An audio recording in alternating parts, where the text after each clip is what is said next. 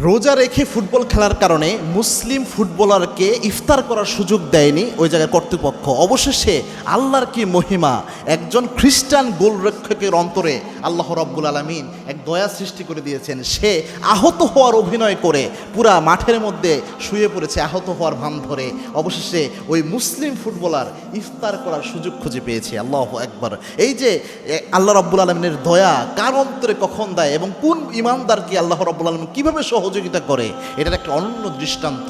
এবং কি রাসূল সাল্লাল্লাহু আলাইহি ইসলামের জীবদ্দশায়ও এরকম অনেক নজির পাওয়া যায়। আল্লাহর হাবিব সাল্লাল্লাহু আলাইহি ওয়াসাল্লাম ইসলামের যে কোনো কাজ করতে গিয়েছেন, অনেক সময় দেখা গিয়েছে তার আত্মীয় শোনা আশেপাশে মানুষরাই অনেক সময় বাধা হয়ে দাঁড়িয়েছে।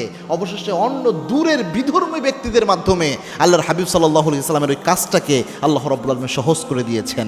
এটা আল্লাহ রাব্বুল আলামিনের একটা অসম্ভব দয়া। এই জন্য আপনি যদি ইসলামের পক্ষে থাকেন, আপনি যদি আমলের মধ্যে থাকেন, সিরাতুল মুস্তাকিমের পথে যদি আপনি থাকতে চান, বিশেষ করে আল্লাহর জন্য যদি আপনি কোনো স্যাক্রিফাইস করতে চান, তখন আপনার দায়িত্ব আল্লাহ রাব্বুল আলামিন নিজে নিয়ে নেয়। এবং কি রমজানের রোজা হচ্ছে তাকওয়ার শ্রেষ্ঠতম একটা মাধ্যম।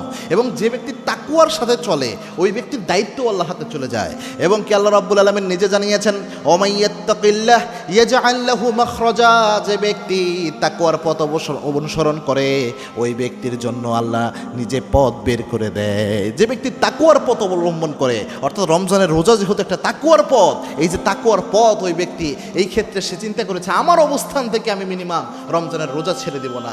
যেহেতু এইটুক সেন্স তার ছিল, আল্লাহ রাব্বুল আলামিন ইয়াজআল লাহু মাখরাজা, আল্লাহর যে ওয়াদা হচ্ছে আল্লাহ কোনো না কোনো উপায় বের করে দিবেন। দেখেন, তার কিন্তু ইফতার করার ব্যবস্থাই ছিল না, অথচ আরেকজনের মাধ্যমে আল্লাহ রাব্বুল আলামিন এই সুযোগটা তাকে করে দিয়েছেন। আল্লাহু আকবার। এই জন্যই আমরা এখান থেকে শিক্ষা নিতে পারি, আমরা আমাদের জীবদ্দশায় চলতে ফিরতে যখনই আমরা তাকওয়ার পথ অবলম্বন করব, অবশ্যই আল্লাহ রাব্বুল আলামিন আমাদের কোনো না কোনোভাবে এখান থেকে উদ্ধার হওয়ার এবং নতুন কোনো সফলতার পথে যাওয়ার তৌফিক আল্লাহ আমাদের দান করিয়ে দিবেন।